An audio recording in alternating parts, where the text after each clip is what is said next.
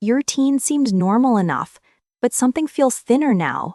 You notice the distance before you found the reason. Their door closes earlier each night. Their answers shrink to one word. Their attention lives somewhere you cannot follow.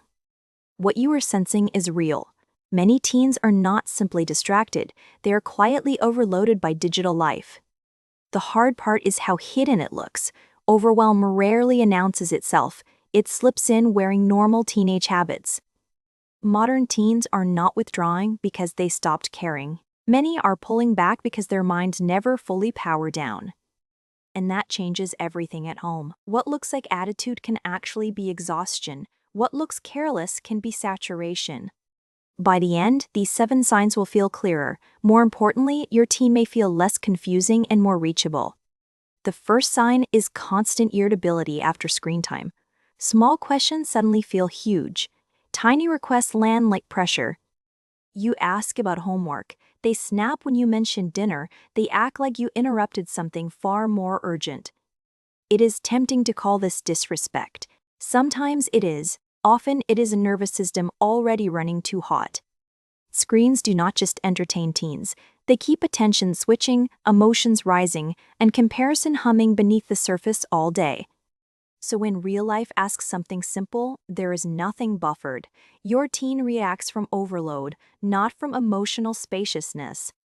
And here is the deeper layer parents miss. Irritability is often smoke, not fire. Overwhelm burns underneath it. That matters because punishment misses the point. If the real issue is saturation, more pressure usually creates more shutdown. The second sign is emotional flatness. Your teen is present physically, but their spark seems strangely harder to access. They come home and disappear upstairs. They scroll without expression. Things they used to love seem unable to reach them. Picture this. Their room is dark except for the phone glow. 2 hours pass while their body stays still. This is not always laziness. Sometimes it is what overload looks like when energy collapses inward instead of spilling outward. Research on adolescent development shows teens are still learning emotional regulation. Constant digital input makes that job much harder.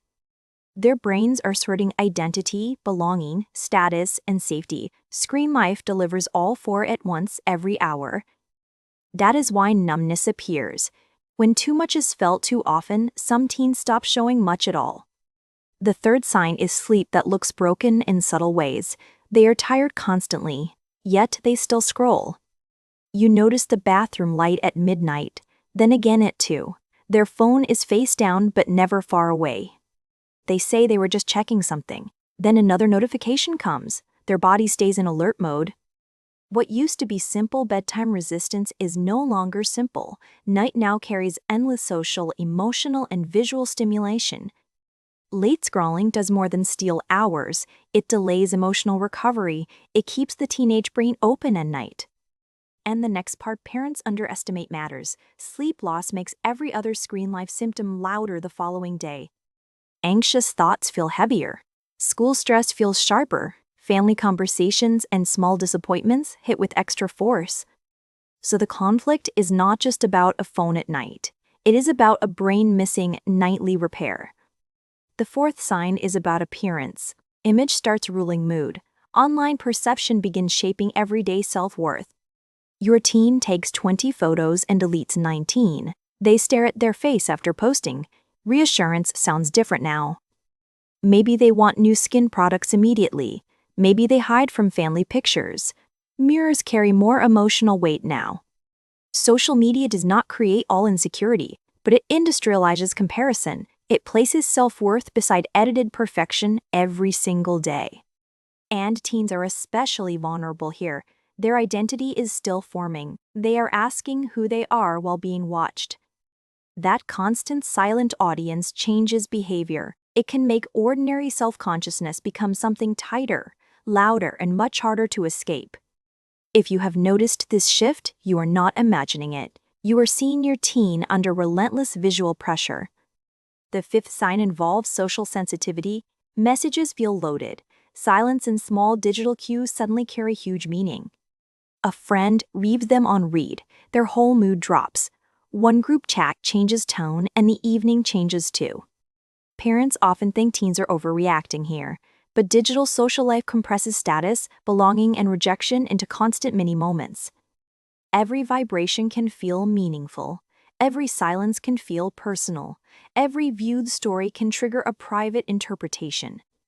That does not mean every reaction is healthy. It means the emotional terrain is more crowded than many adults remember. No previous generation carried peer feedback in their pocket from waking until sleep. Your teen does. That changes mental load. Here is a scene many parents recognize. Dinner is ready. Your teen comes down with eyes still on the phone. You ask how school went. They say fine, then retreat. The conversation ends before it really begins. It can feel like rejection, but sometimes your teen is still emotionally stuck inside an unfinished digital experience. Maybe they saw something upsetting. Maybe they were excluded. Maybe they are comparing themselves while trying to look unaffected. This is where many homes become battlegrounds. The parent sees rudeness. The teen feels invaded. Both react to different realities. And if you recognized your family there, take a breath. You are not alone. Many parents are living this scene. What moment worries you most lately? The silence after school, the late scrolling, or the sudden emotional explosions? If your teen says fine more than anything real, that matters. You may be hearing a modern form of overwhelm. Because fine means I cannot explain this, or I do not have energy, or I do not feel safe yet. Now we come to the sixth sign. Your teen avoids offline life even when online life does not seem enjoyable. They skip plans they used to want. They stay in bed longer. They seem relieved whenever the world asks less. This can confuse parents deeply. If screens are stressing them, why do they keep choosing more of them? Because overwhelm does not always push teens toward health. Sometimes it pushes them toward the most familiar form of escape. The phone becomes refuge and pressure at once. It soothes discomfort briefly. Then it feeds the same discomfort again. That loop matters. It is one reason screen conflict feels so repetitive. Your teen may hate the feeling and return. Adolescent psychology shows that immediate relief is powerful, especially when the teen brain is tired, lonely, or emotionally flooded. So the pattern is rarely simple defiance. It is often self-soothing mixed with overstimulation, habit, and social fear. There is also a quieter cost. Offline activities start feeling slower, normal life loses intensity, and patience gets harder. Books feel demanding. Family conversations feel effortful. Even a walk can feel underwhelming beside constant digital novelty. That does not mean your teen is shallow. It means their reward system may be adapting to speed and interruption. And here is the painful insight. A teen can look busy all day and still feel empty by bedtime. They may consume endless content without feeling restored. They may connect constantly without feeling known by anyone. That emptiness can make parents panic. Was it something I missed? Did I lose the window to reach them? If you feel that fear, you are paying attention. Concern is not failure. It is the beginning of wiser connection. The seventh sign is secrecy around screens. It feels newer, stronger, and harder to explain away. They angle the phone differently now. Notifications are hidden. You walk in and several apps disappear at once. Sometimes this is ordinary privacy. Teenagers need space, but sudden secrecy paired with distress can point to digital overwhelm. Maybe they are managing pressure you cannot see. Maybe they are trapped in comparison, conflict, or content they cannot process. Maybe they fear your reaction. Maybe they do not understand what is affecting them either. Teens often cannot name it. That is why direct interrogation usually fails. A flooded teen protects first. They explain later if safety comes before judgment. You are not failing because your teen is hard to read.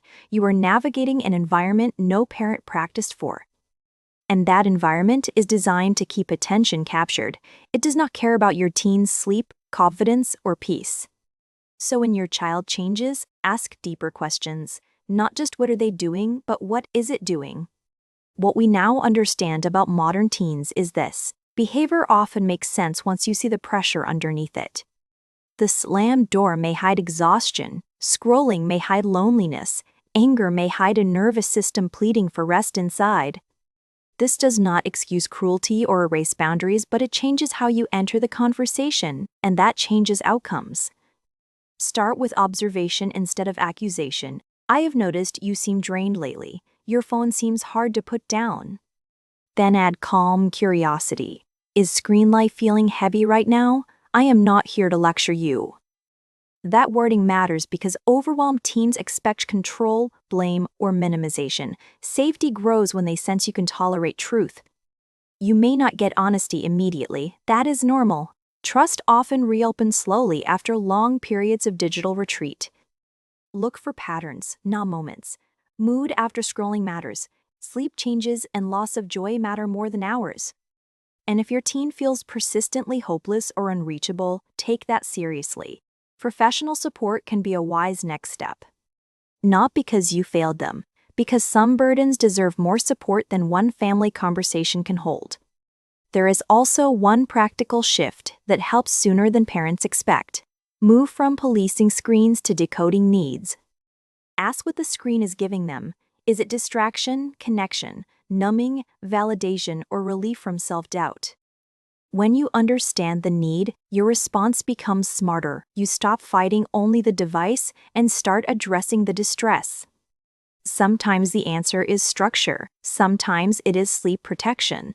Sometimes it is rebuilding offline safety before demanding disconnection. Sometimes it is simply sitting nearby without forcing words. Presence can regulate a teen long before advice ever lands. And if your teen resists every conversation, remember this: relationship is often repaired in small repeated moments, not one breakthrough. A calm goodnight matters. A gentle check-in matters. A car ride without pressure matters more than many parents realize. Because overwhelmed teens are still watching you closely. They notice whether your concern feels steady, scary, disappointed, or safe. So if your teen has seemed hard to reach lately, ask more. Do not ask whether they are choosing screens. Ask whether screen life has become their hiding place. Real life may feel too sharp right now.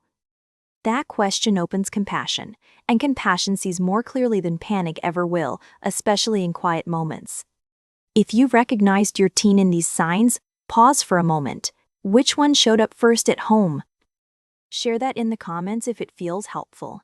Other parents may finally feel understood when they read it. And if you want calmer, clearer conversations about teen mental health, subscribe. Stay close to Calm Parent Project. Your teen may not know how to say they are overwhelmed, but behavior often speaks before words do. The goal is not raising a screen-free teenager. It is raising a teenager who does not have to drown alone. Sometimes the loving question is not what is wrong with my teen. It is what feels too heavy to carry. Read teenage behavior with compassion, then control softens. You become the steady place their nervous system remembers.